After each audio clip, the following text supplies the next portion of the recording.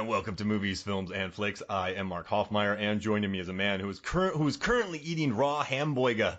It's Norbert Morvan. I mean, what was I supposed to do? It was just sitting there next to the utilidor. I love the Creole Bayou accent of Ben Foster's The Stranger in 30 Days a Night. I love it. I have been trying to figure out for years, and it's just struck me the other day when I was watching this movie again that, oh yeah, I'm from the Bayou. That was great, man. That was great. Oh, perfect. You don't have what I want to eat. You don't have what I want to drink.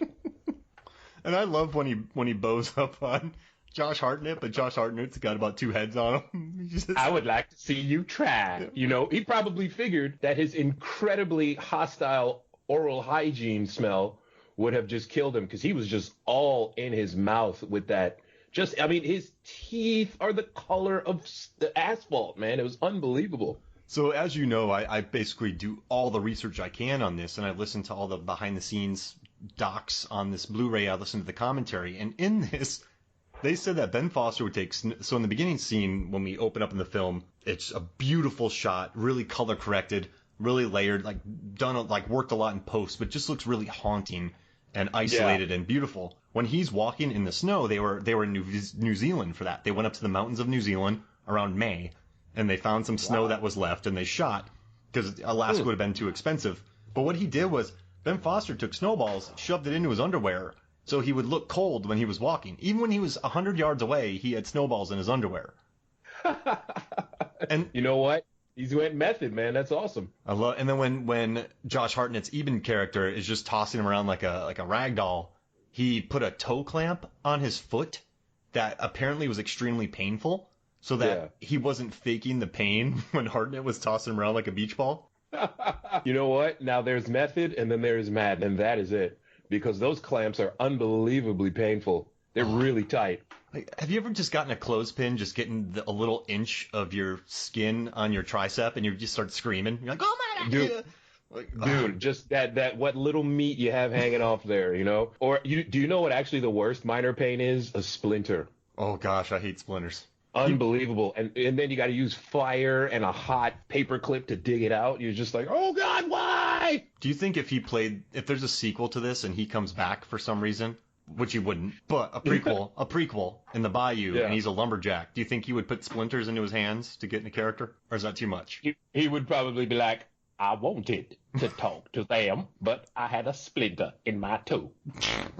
I cannot believe that they did not turn me into a vampire because of my dirty, dirty mouth. These Nosferatu, as we call them. I guess the one... I want to see what you think about this, Norbert, and because you recommended this movie to me. But what I like about this film is that these vampires, they're mean. They're... so I'm thinking I had the comic book originally. I've read it years ago, and I just read up on it again. It doesn't quite say where they're from, but it seems like they maybe took a boat over from Russia? I get the vibe that they're definitely the Eastern European dudes who couldn't make it as Taken gangsters. That one night when they were out bemoaning the fact that they couldn't be Taken gangsters, they're drinking potato vodka, and then they just happen upon, and then they get bit. Marlowe. Yeah, totally. You know, I was just watching Only Lovers Left Alive, the Jim Jarmusch vampire movie with Tom Hiddleston and Tilda Swinton. It's beautiful. I love that movie. It sounds nice. Words can't even explain how much I love it. It's so stylish and cool. And Tom Hiddleston's pouting it's just so natural on him. But in that movie, Christopher Marlowe is a vampire, and then in this movie, the head vampire is Marlowe. So I was like, oh, I wonder if that's a popular name for vampires. But I dig it. But when we watch this movie, these vampires, they just kill. Like they're not cheeky.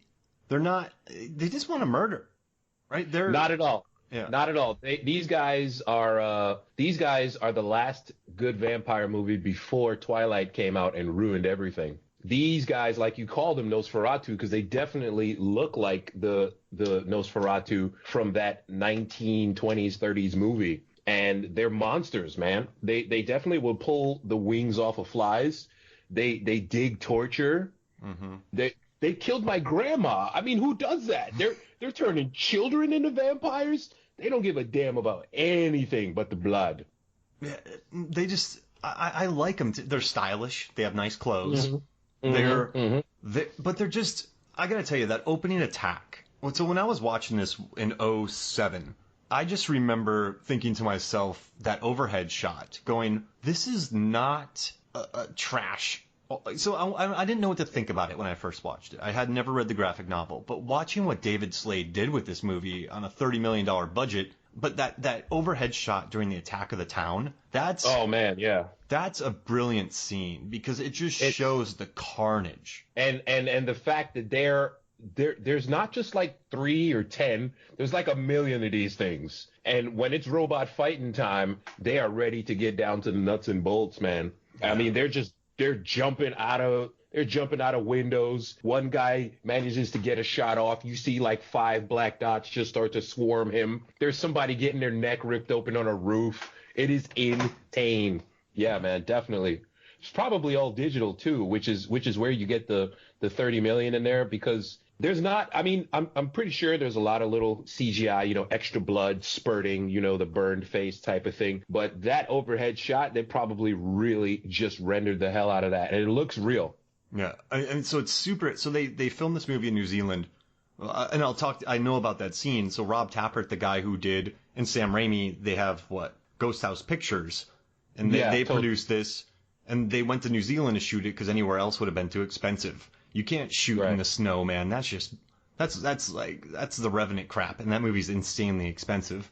So they went to New Zealand, they built it, they used Epsom salt on the ground, they used bubbles for certain scenes, and then they also used paper for a lot of the snow in this. And paper? Yeah, so the big thing back in the day used to be, and I listened to the AVP commentary where people used to love using potatoes because it looked the best. But the problem is the potatoes, once they got on the ground for too long, you had mashed potatoes. So they get wet. Yeah, so they started looking for different substitutes. They couldn't find one, so they mixed up 3 different types. So when you watch this movie, you'll see a combination of Epsom salt, kind of bubbles, and then paper. Paper looks great, but you can't use it in all situations because it's not sticky and it looks fake. But then bubbles look fake too. So it's like it's a tough quandary. I mean, you watch these Christmas movies that they have on Hallmark, and they just throw like sheets on the ground of white, and they're like, it's good enough, whatever. But no, I love the fake snow in this. And what they did was, so they went to New Zealand, and they actually shot six weeks of nights, which is insane. That is insane. They took over an old abandoned factory, so they didn't have to pay a lot of money for the rental of that. That saved them a lot of money. What cost them the most was Weta. The special effects. Yeah, and Rob Tappert was funny in the commentary. He's like, listen, Weta's amazing, but you get what you pay for. So I guess he was not happy about it, but he also admitted that the special effects look solid and the color grading, color correction, stuff like that. So he was not, and he was also kind of annoyed. I don't know if you know this, but David Slade turned down reshoots for this. So they could have gone back for a couple weeks and laser focused on some things, but Slade didn't want to do it. He said it was fine. I watched this movie and there's nothing wrong with it. Roger Ebert, on his site, when he was still alive, he reviewed this, and he says that there's a plot hole in that sometimes the vampires are turbo fast and then other times they're not. But I really disagree with that, man. Everything comes together here, The reason why sometimes the vampires are crazy fast and crazy strong and other times they're not is because, like you said, they like to torture. They want to mess with you. They don't just want to rip your neck open. You see that one trap that they set where the girl's walking down the street? Help, help. And they're hanging out on the rooftops waiting to see who comes out so that they can eat them too. These guys are sick, man. They don't give a damn. They want to play with their food. And these are the guys that when they were the Eastern European taken gangsters, they would probably break the arms of the guy who they were supposed to be doing their money laundering with, and then stand there and tilt their eyes to the side and be like, Octo. They're like, dude, we're not vampires yet, but it doesn't matter, They were children. They ripped the wings off of dragonflies and drop them into a nest of ants to see what would happen. These are sick people. And there's a line in this where Marlowe says only hunger and pain. when they're going in to kill the wife and husband and wife, and he shoots him, and he's like, whatever. But he says only hunger and pain. So are we assuming that that's what the guy's gonna? Is that what these vampires feel? Are they always in pain? Is there a hunger? Like what is my main problem with the Twilight movies is that they kept making being a vampire a beautiful and wonderful thing. That if you go into the raspberry field and the rainbows and sparkles, no. Up to now, up until that point, every vampire movie was always like, yeah, I've been alive for 600 years and now it's just boring and I kind of wish I was dead. And oh, by the way, I can't eat steak anymore. And I used to love like Swedish fish and now-laters, but now all I can eat is blood, and it sucks. That's the thing, man, about being a vampire. You get to live forever, but you're a monster, dude. You're not human. Only hunger and pain. Only hunger and pain. That's it, man. So that's another thing. When you take crazy Eastern European taken gangsters who like to torture dragonflies and drop them into ant piles to see what would happen, and then you give them immortality and incredibly long fingernails and shark teeth, yeah, this is what you get. Their teeth are so mean. I love the teeth on these creatures. They, I guess for me, these are the way I like my vampires. So as much as I dig From Dusk Till Dawn, those vampires, they just get destroyed at the end. I don't really like the swooning vampires of Interview with the Vampire or the Twilight series. I like Colin Farrell's Jerry a lot. I like Jerry from Fright Night as well. But incredible movie. I just love, I don't know, these things. Like, so in the comic, they weren't supposed to go there. So these Nosferatu were a graphic novel. They were figured out, and then they were killed off, and they eventually go there. But then this main guy who's not in this movie goes down to stop Marlowe. It doesn't work out. They attack the town. There isn't the whole Eben Stella conflict. But I like that there's no backstories with these ones either. They just, it seems like they were out partying one night and they just heard about this town and then they stole a boat and went there. Right? Like, I'm telling you. It's either that or Ben Foster, they ran into him in New Orleans one night when they were out partying. It's like, Santa ran dirty rice. And he's like, wait, you don't have to kill me. I know a place that's really cold and dark in the night. And I will kill the dogs and take all the Nokia cell phones and burn them in a pile. Will you change me? I just want the rest of this episode to be... I sat there, my jaw wide open, just listening. My favorite thing, and you know what? He makes such an impression in like 20 minutes of screen time. He's like, can I have whiskey or rum? I mean, that's how you know you're an alcoholic, because if you drink whiskey, your next thought is not, I want rum. Your next thought is, okay, then I'll take beer if you don't have whiskey. That man just wants to get drunk. Mm-hmm. Yeah. And he's good at his job. Like those cell phones, we never see him doing that, but that seems like a day's job if he's walking. Not only is he walking, but again, his teeth are black. So his mouth has to hurt. Yes. You know, have you ever had a cavity? I've had a cavity. I had cavities as a child, and my teeth are not black, and they hurt like hell. So this guy, this oral hygiene, he's walking around, and then it's also cold. So, you know, cold air hits the nerves that are clearly exposed in his ridiculously black teeth. He's got to be thinking, I should have taken another glass of bourbon before I got old.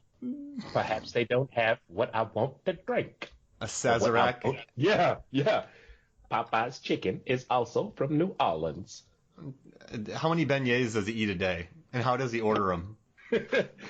He wants his beignet with raw hamburger. It's just, I love it though. And I dug the color grading on him. So if you watch it again, they turned his shirt really metallic gray. They did a lot of that in the post process. I just dug that about this opening shots. And in the original cut, he just walked for 10 minutes and Slade just filmed it. And he tried to keep it in, but Tapper's like, dude, we're not opening the movie with Ben Foster walking for 10